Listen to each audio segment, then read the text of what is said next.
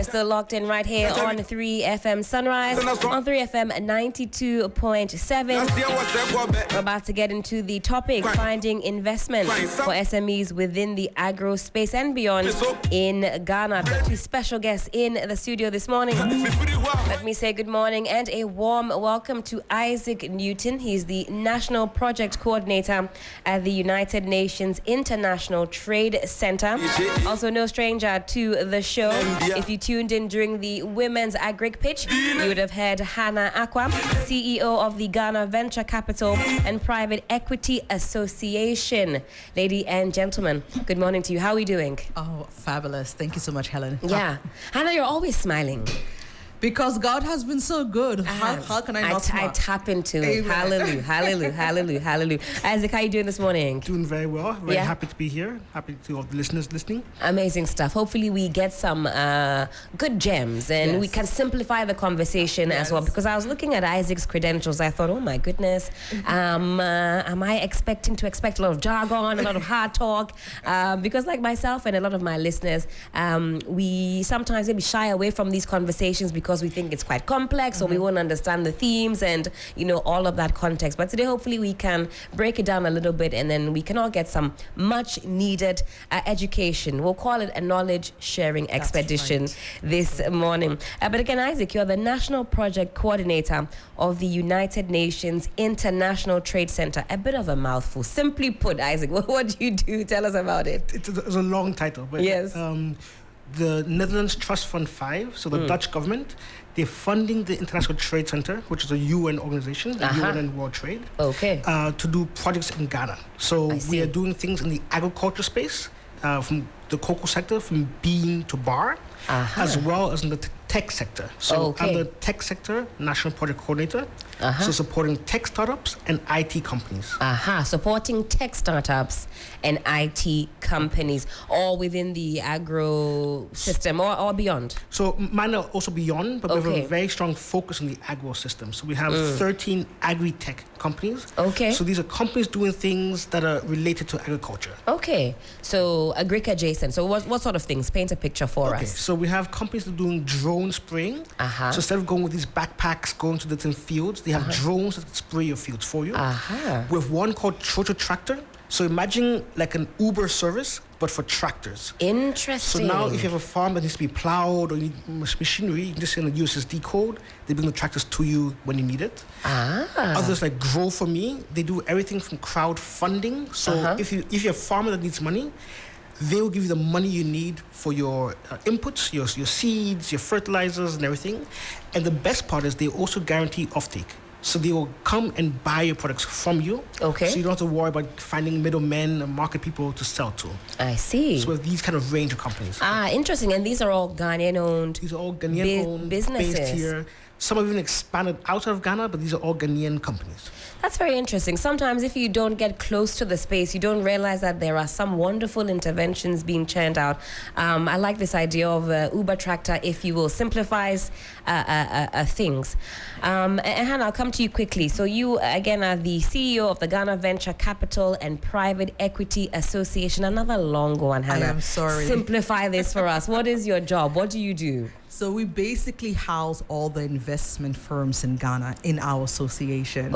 And we are the voice for the ecosystem of investment firms. So we like to say that we are always busy, we are always investing, and there's not a dull moment, because no matter what maybe the society, economy is going through, we are always ready for business. Once you have a business, let me say a viable business, even an idea, we will help you find the money through the different investment firms within our association. I see. So you bring the investment closer to the person looking for the investment, simply put. Very good. Because we'll be doing a match, we call it deal room or matchmaking. I think everybody likes the word matchmaking. Within the conference on Thursday, and where we have SMEs who are going to be matched with investors. So this is the Ghana Venture Capital and Private Equity Association, your annual conference. And this time around it's happening at the Kempinski Hotel next Thursday with the theme Capital Convergence, Bridging Traditional and New Financing Landscapes. Okay, yes. So that's what you'll be doing. I love how you said it. Please repeat it. Capital I don't know. I don't understand what I'm saying, but Hannah is here and Isaac is here, so they'll educate all of us. But Capital Convergence, Bridging Traditional and New Financing Landscapes. Hey, Hannah, big words this morning, But you said it so well. I feel like I should bring you and put you on stage so you can just so I can deliver it. We'll talk when the microphones are off, Hannah. We'll have a conversation. But in essence, what is this theme all about? So our conference, as I said, we have the ecosystem, and for us, it's very important to bring all stakeholders together. I'm going to say a few things. So we have what we call LPs. We call them limited partners. Let me give an example. Sure. LPs are the likes of MasterCard Foundation, BII, and of course our local LPs, our pension houses, insurance houses, and even guess what? An LP could also be the MTN Foundation, the Telecel Foundation. So those are the bodies. And I should mention some of the ones like FSD Africa. I'm just kind of mentioning some of the ones that have sponsored us. So these are the large organizations, we call them limited partners, who then invest capital into GPs. Now, GPs are general partners. General partners, the GPs are the fund managers, the key fund managers within our association. But we have opened up our association to include the LPs, include the GPs. And I should also mention here, we include law firms, consultant firms like the Big Four, who will also be attending and who also have sponsored our conference. The Big Four are consulting firms. So we have other types of consulting firms. And of course, as I mentioned, we have the pension houses and other things. What we are looking to do within the association is have this ecosystem where we make funding, easy. Accessible. Accessible. I think that's a better word. Right. Accessible, because all the players I mentioned are part of what we call the supply chain of funding. Right? Or investment. And so the LPs will put money into the GPs, giving money to the funds who can then go to the portfolio companies. We call SMEs portfolio companies within our association. And then, of course, once you're now identifying the portfolio companies, you work with the law firms. Because of all the term sheets, the legal documents, it's a must. They sometimes call investments a marriage. Because, you're giving money, so you're trying to grow with the person or the company. And then the consulting firms come in. Who is doing the due diligence? Who is checking to make sure, your checks and balances, the consulting firms come in. So our GVCA is sort of a family. I see. Working together in collaboration to ensure that we can make investment opportunities viable or accessible to SMEs of all levels. So we're also happy that we have new members such as MEST. MEST is a pre-seed investment firm, so they start with the early stage, and we're getting more. We have IIGH, name it. That's impact investment, right? I see. So we want people to know that once you're looking for investment, come to GVCA. We will point you in the right direction and also guide you in regards to becoming investment ready. That's very exciting. It's a mouthful. A bit of a mouthful, but you've painted that picture quite clearly for us, because we know a lot of entrepreneurs struggle to receive support. They even where to go is an issue. Putting the pieces together sometimes can seem like quite the maze and be very discouraging for people who want to get into business. If you're like myself and jargon scares you and all of these technicalities scare you, you'll be shying away from some of these opportunities. And something very exciting, we're going to be giving away 5 tickets to this event next Thursday. If we're able to, we'll do it today, but actually we'll make it competitive, because these are no small tickets at all. This is a great opportunity. So stick with us on 3FM Sunrise, and I'll tell you how to get your hands on some juicy tickets for this event. And now, Isaac, I come back to you. From what we know from players in the agro space, the implements, the tools, the practices, they're still very much dated. How we we do agric, if you will, in Ghana. From where you sit, how long, these innovations that are coming up, these tech ideas that are coming up, is that going to pave the way? Is enough being done? I don't know if I'm putting my question across clearly, because from what you're saying to me, some exciting things are happening. But you listen to certain quarters, it would appear that, well, we're still very rudimentary. Nothing exciting is going on. Both are true. Okay. And I think that's some of the challenge. And I think you have companies that are understanding the challenge and seeing how to navigate it. Okay. So we hear the stereotype a lot that farmers don't have the best education, they're not very tech savvy. That's right. And things like that. If that is the case, how do you still create systems and tools for that demographic of people? Mm-hmm. One company in our portfolio called Farmer Line, they raised close to over $14 million. So giving the size of how much money is coming into the agri space. Wow. Wow, yes. They have realized, okay, well, why have very complicated systems? Let's use voice. Mm-hmm. So the same way you can use USSD for updating your Momo, stuff like that. Yeah. They do that, but they can give you voice prompts. Aha. So, okay, if you want to learn about farming, press 1. You press 1, okay, to farm, put the seed into the soil at this level. So giving voice prompts in local language. I see. For farmers to be able to do the right things. Another company called Ignitia, also in our portfolio, they do weather forecasting. And it might sound very basic, but sometimes in some places, water is a very scarce commodity. That's right. So why water when it's going to rain the next day? Aha. So they tell farmers, don't water today, it's not going to rain for the next 3-4 days, or don't water, it's going to rain within an hour or the next day. So farmers are able to conserve their water and use it right. But they have supercomputers doing very complicated things, mm-hmm. but how they're able to transmit the knowledge to the farmers is in local language or very short, basic text. Mm. So these tech companies, as complicated as they are, have been able to simplify the way of communicating to the farmers. Mm. I think that's quite exciting, being able to assess the issue, assess the problem, and find solutions that meet that without it being too technical or being too complicated for our farmers or those who actually need the service. So for anybody that's listening today that's in this space, they have a tech agro company or they're within the chain, they want to know how they can get some more support. Practically, what should they be thinking about? When it comes to funding or just support? I think...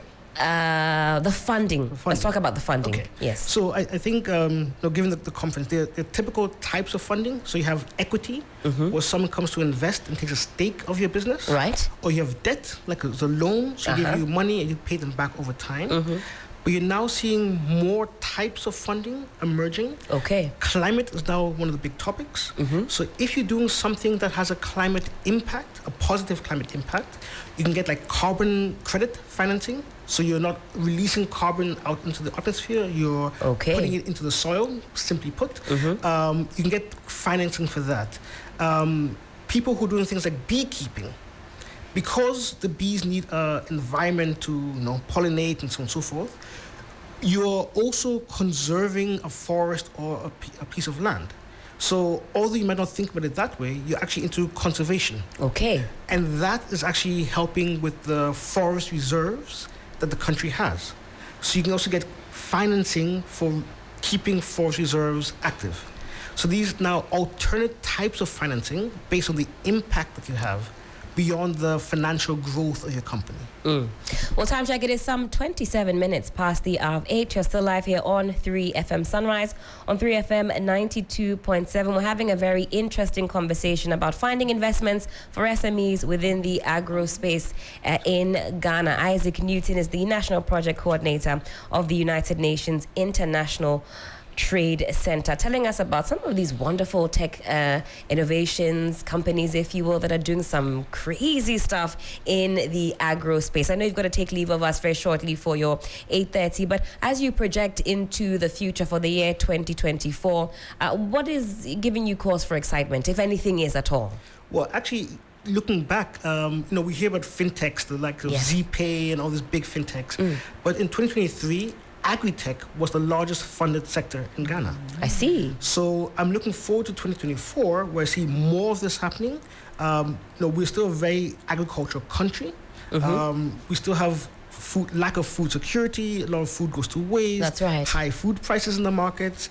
I think with more of this funding into agri-techs, we'll see better solutions which will help us not waste food. I mean, one of my favorite startups is this one small guy right out of the university started his club using solar-powered cold storage.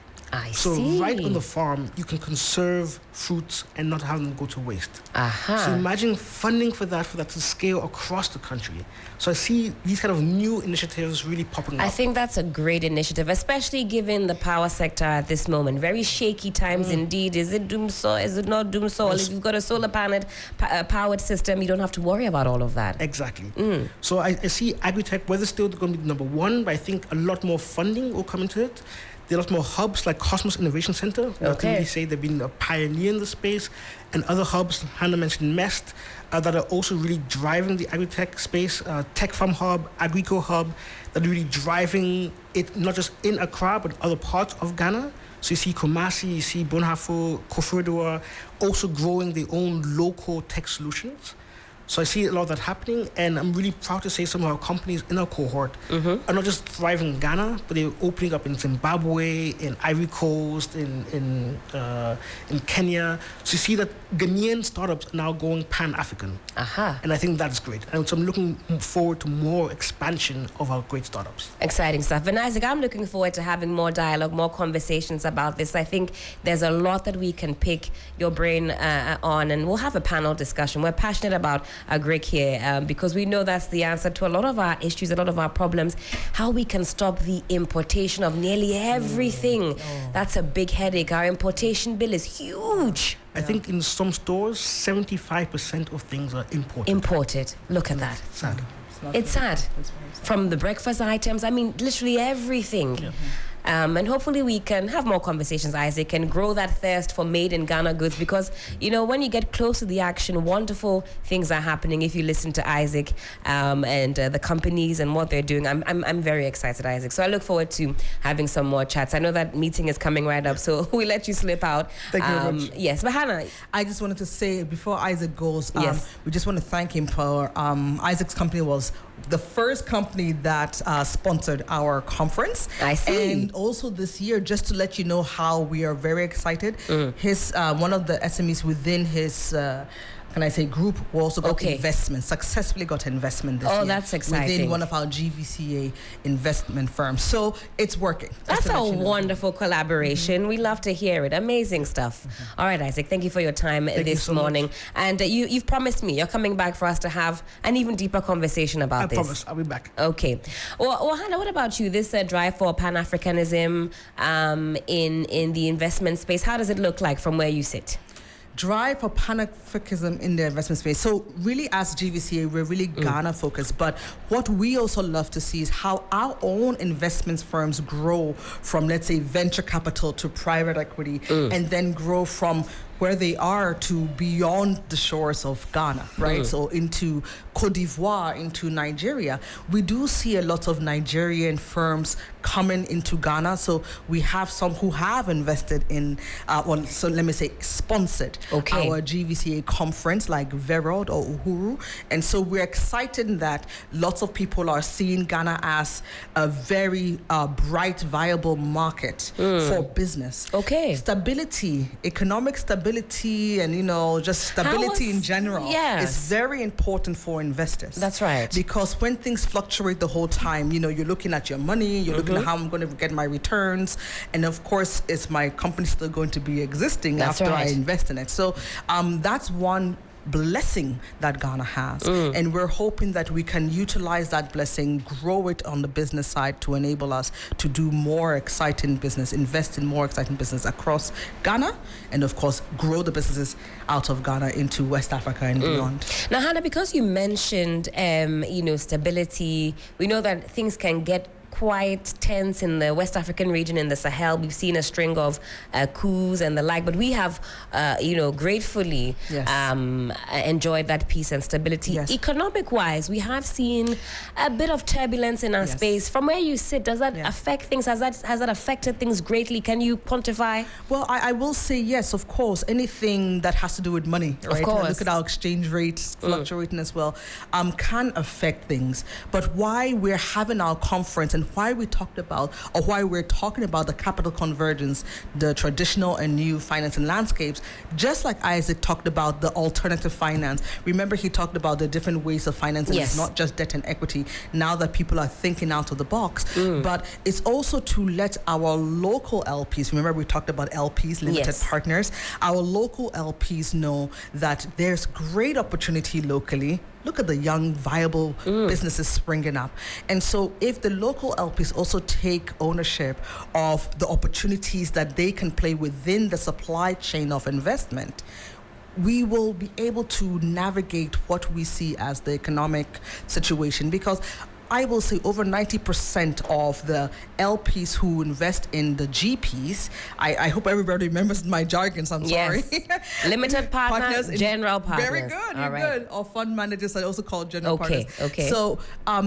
So if we can get some of the local LPs investing in GPs, that's the answer, right? Okay. And we're already doing it. And so by having our conference and inviting the LPs and GPs together, and of course all these amazing SMEs, some of which we're going to get from your own show. Yes, I was so grateful that you were able to do that for us. Oh, it's a blessing. I mean, just even to be here, thank you for the opportunity.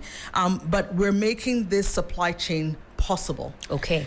As I mentioned before, so about over 90% currently, over 90% of the inflows that comes into the GPs for our international LPs.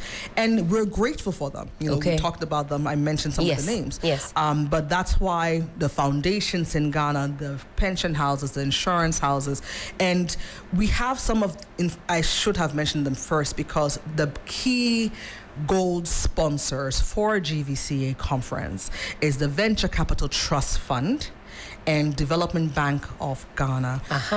And so both of them are our local LPs. Yes, they are government initiatives or government institutions, and they're our title sponsors for our conference. So they have been very active in our space, and we're grateful for it. So they recognize the need to support, lend their back Ghanaian-owned businesses, SMEs that want to take off. Exactly.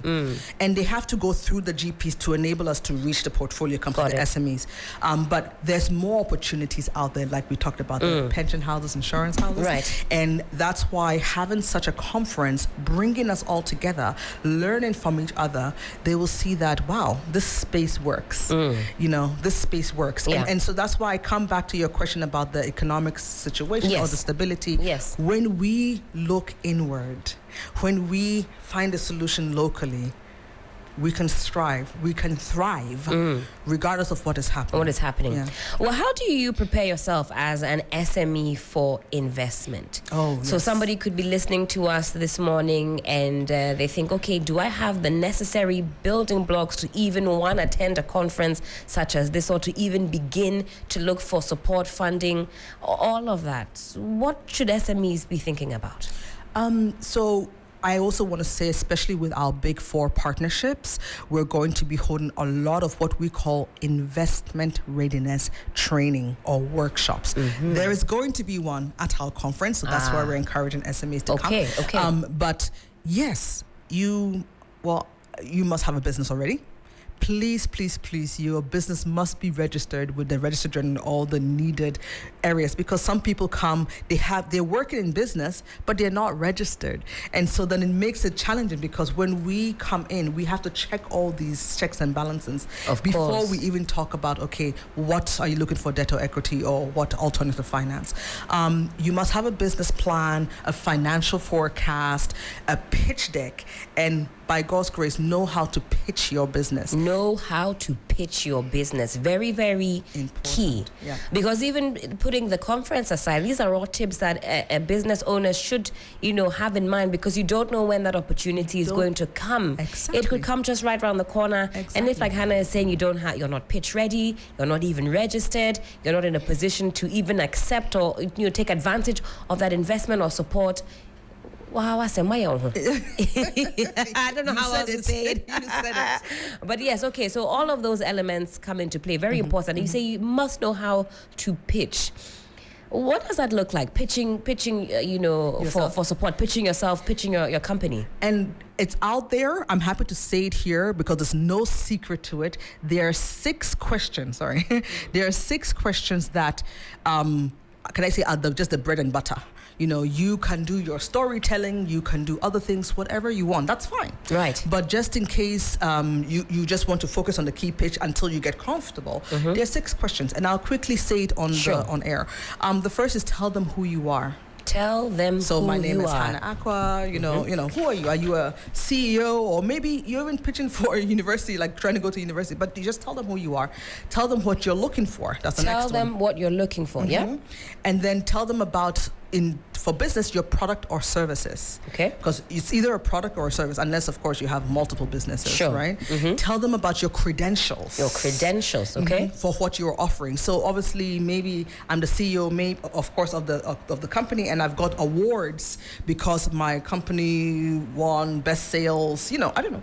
Or maybe someone has recognized me. If you go on LinkedIn, I always tell people, if you're a business and you're not on LinkedIn, then you're not a business. If you're a business and you're not on LinkedIn, you're missing out. Why is that so important? Because LinkedIn is where a lot of professionals convene. Okay. And then people who have used your business, people who have used your service, they can write comments, give recommendations. So before I even get to know you, maybe I want to test your product. I can go on LinkedIn and then I can say, okay, someone has talked about it. Obviously, now we have other social media tools like Instagram and whatnot, where people can put comments. That's right. But LinkedIn is a very professional platform. Sometimes you can get all kinds of people on Instagram who are maybe really trying to bring your product down. Okay. But LinkedIn's a professional platform because all of us are professionals, and we have a kind of a status or code of conduct that we abide by there. Okay. So then I think I was at 4. Yes. Before. And then the next one is your ask. This is where I say you land. Your ask. Your ask is what Isaac mentioned. Are you looking for debt or equity or mixture? Are you looking for alternative finance? Now, I always tell people, sometimes when you are looking at your business, something's not about money. You know that. It could be partnership. Okay. There was one pitch we did. I was a judge, and the person was looking for money to buy a car and bikes to do his eggs, transport his eggs and bread. That was his business. He was just a trader. And his business, he was doing well. If you look at his books, he was doing well. I said, you don't need a car and a bus. Look what happened during COVID. Look how many motorbike companies and vehicle companies have sprung up because we were home. Yeah. And now we needed. So now you can partner. So you don't need cash to buy a car. Partner with a distributing company that has bikes, and then you're responsible for your business, and then he or she comes to pick up the products and distributes as to where your customers are. So you have not wasted any money than you had a partnership, because that partner will get money for the distribution. I think that's very key, and also key to highlight in that, like you say, it's not just about the money. How else can you be innovative to get some help? Okay. So and the last one, so that's the ask. So it's like, and so that's why I keep us in the ask. Does not always have to be about money. It can be about, when we structure, and that's what GVCA via association and our key members do. We help you to structure your business so that you can really pin, the nail on the tail.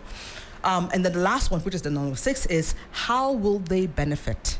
That means when you're talking to the investor who is supposed to invest, or the financier, right? How will they benefit from investing in your business? And hopefully by then you would have read about the investor. By God's grace, he does invest in the sector that you're in. you know. So you have to do your research. It's very important. And then you can see how they will benefit. And so those are the 6 questions. There's no secret about it. Okay. And once you really hone down on those 6 questions, you can play around with it, do a storytelling. You know what I mean by storytelling, you know? I like that people tell you, well, I when I had my first child, like we had all the pitch here, I saw that my skin had changed. And I think it gives a good emotional connection to the product or the service. So I think this is key. This is some top stuff right here. If you don't have your pen and your paper out like I do this morning, then I'm not too sure if you are class ready.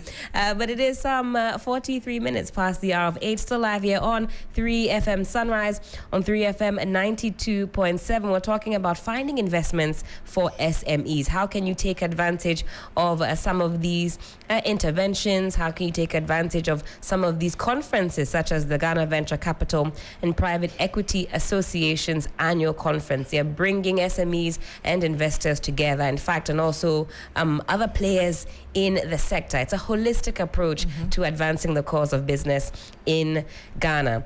And it's happening, of course, next week. Do you find that some people come and they're quite nervous about the pitching? Do you see that quite often? Yes, because you've been practicing in the mirror for a long time, or maybe practice with your friends or a colleague, but now you're talking to a real investor, and this is like between you and the money, you know what I mean? So he's standing in between you and the money. And so it's nervous, but I love my investors because they're just so friendly, you know. So sometimes even when you come to the conference, you're like, is that an investor? Is that the person who is the top of this company? But they're so approachable. Okay. But a lot of SMEs, because they just see this big company and they hear all these millions of dollars, they just feel like, oh, the person is going to be very, hard. We are tough because we understand that the money we're using comes from somewhere else. So we have to make sure we do the right due diligence, ask the right questions to enable us to understand your business and then see if you're the right fit. So yes, we are tough, but apart from that, they are so approachable, and they're looking forward to meeting all the SMEs and all the other stakeholders, LPs, and guests who are coming to the conference. And typically, what is the end result after a conference like this? What happens? You get some SMEs that are actually matched up with LPs, GPs. You know, I'm using the jargon. I know, now. right? and you got it. You got it. I'm an expert already. Well, what practically happens? How many SMEs are you able to help? What does it look like? And that's it. So from last year's conference, which was the inaugural conference, there was one closed deal, so we're happy about that. From this year's conference, we're looking for more. So obviously the initial engagement or matchmaking is done at our conference, and then they continue, because remember, you have to do due diligence and whatnot. And so it's important for us, when we get people to register for the deal room, they bring their best foot forward. We connect with them, we speak with them, and then we select those who will move forward to meeting the different investors within the deal room at the conference. And again, we will tell them what to do, we advise them, but remember, I'm not the one pitching. You are the one in front of the investor. So we can only advise you, tell you to bring your pitch deck, practice. If you have any comments, you can always call us, or the team handling the deal room, that's IIGH. And so we're always here to ensure you're ready. We like to call it investment ready. But once you're in front of the investor, this is between you, your God, and the investor in front of you. And so we just ask that you're ready. Just be ready to do your job, so that the investor wants to continue engaging with you after the conference. It's just a one-day conference. And of course, by God's grace, we will hear of what deals get closed. Absolutely. Very exciting stuff. And as I mentioned, we have some 5 tickets to give away. But because, of course, we want you to be ready to be in that space, we'll be able to sift through who we give these tickets to. So, Hannah, we might be calling on you maybe sometime next week. Who knows?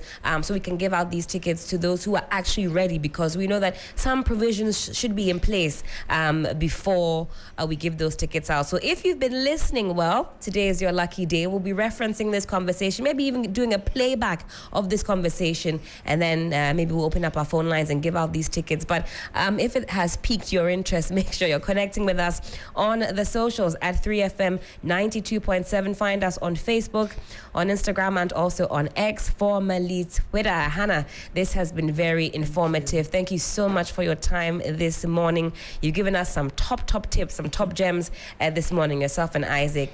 We appreciate your time this morning. Next week, we'll see you. It's going to be truly exciting. And before then, we'll be giving away some juicy tickets. So, Hannah, thank you again for your time, and do have a wonderful weekend. What are the plans? I can see the lipstick is lipsticking. The brows have been done.